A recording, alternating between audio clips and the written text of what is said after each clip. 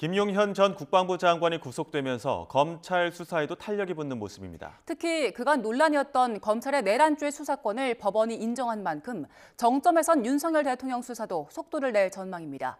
취재기자 연결합니다. 김철희 기자.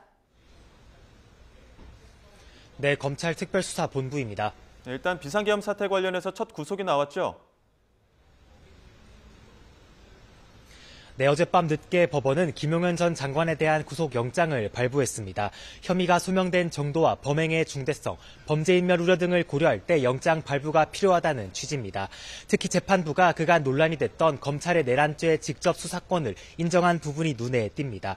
김 전 장관 내란 공범으로 조지호 경찰청장을 적시한 검찰은 경찰 공무원이 범한 범죄는 검찰에서 수사가 가능하고 이와 연관된 수사 역시 검찰이 할 수 있다고 주장했는데요.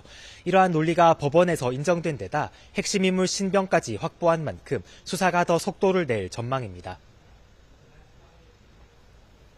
네, 김용현 전 장관 다음은 윤석열 대통령이 아니냐 이런 관측도 나오는데 검찰 움직임 어떻습니까?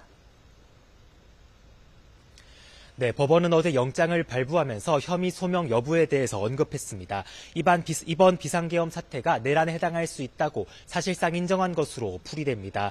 현재 검찰은 내란 우두머리, 즉 내란 수괴가 윤석열 대통령이었다고 보고 있는데요. 결국 대통령이 내란 수사의 최종 목표일 수밖에 없습니다.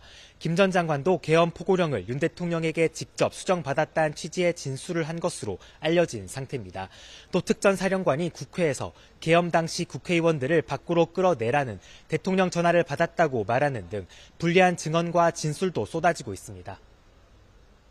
네, 그럼 대통령에 대한 강제 수사나 신병 확보도 이뤄질 수 있는 겁니까? 네, 현재로서는 시간이 조금 더 필요해 보입니다. 검찰이 관련자 조사를 통해 혐의를 충분히 다진 뒤에야 대통령 수사가 가능하다는 입장이기 때문인데요. 검찰 관계자 역시 아직 대통령 경호처 등과 관련 논의, 압수수색 등 관련 논의를 진행한 바가 없다고 선을 그었습니다. 하지만 김용현 전 장관 신병을 확보한 데다 경찰과 공수처의 수사 압박, 특검 출범까지 겹치면서 대통령 수사까지 많은 시간이 걸리진 않을 거라는 게 대체적인 전망입니다. 이에 따라 대통령 역시 변호인을 알아보며 수사를 준비하고 있는 것으로 전해집니다. 지금까지 검찰특별수사본부에서 YTN 김철희입니다.